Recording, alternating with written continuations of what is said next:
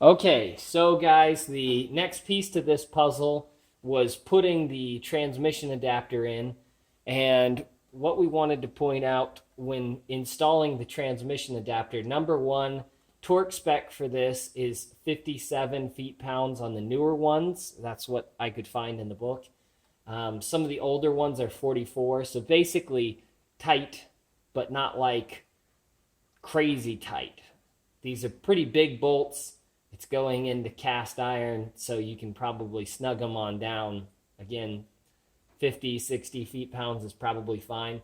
We went ahead and put some red Loctite because we didn't want any of these backing out. But before you go to that stage, clean your bolt holes out, both front and back, while it's off, because it's so much easier to do.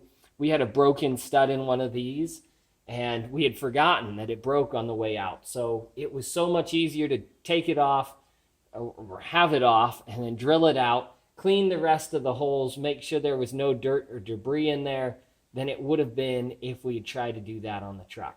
So again, make sure everything is clean. The mating surface on the backside is clean. If you want to use a little blue or red Loctite to give you some extra safety, that none of these are going to loosen up.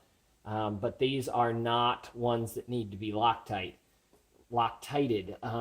And make sure your bolt holes are clean. So your transmission adapter there, torque spec right around 57 feet-pounds, and you just, another little helpful tip is there are some alignment dowels. I think they're located on these two down here. If you line those up and get a bolt in there first, it'll keep it from, because if you hang it from the top one, sometimes those dowels want to pop out depending on the angle of where you've got it setting.